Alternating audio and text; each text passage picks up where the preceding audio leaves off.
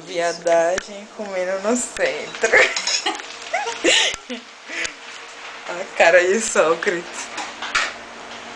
E Chico nas suas investidas sexuais.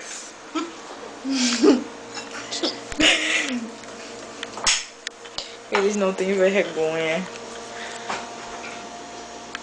O segredo de como é o Brokeback Mountain. E depois do filme, quem cometeu suicídio?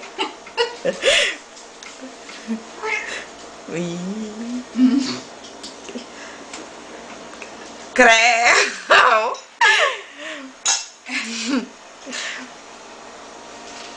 Creu. Chico desiste, ele não é uma fêmea, ele não vai levantar a bunda. Ele morde o pescoço. E a cara de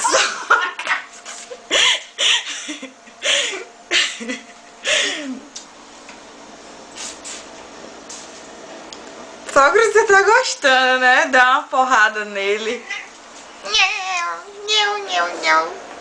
Beijou na boca.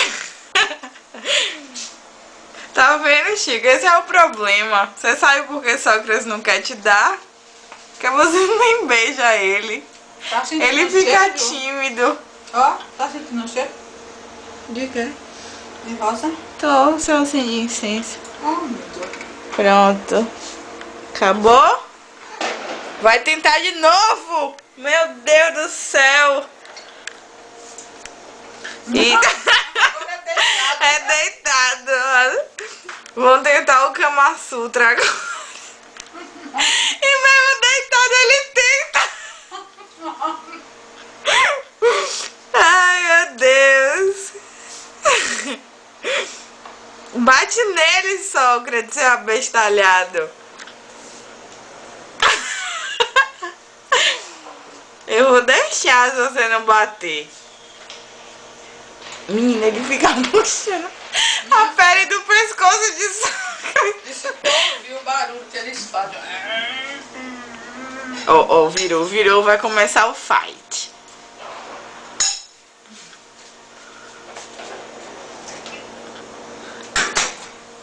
O Sócrates está imobilizado. Não, é abestalhado mesmo.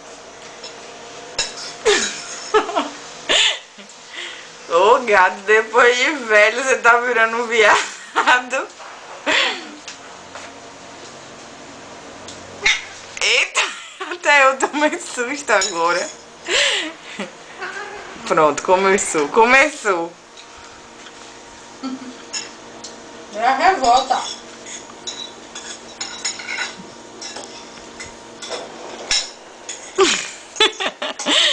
Tá bom? Aí eu queria ver Sócrates batendo nele. Tá, Sócrates vai me pedir socorro.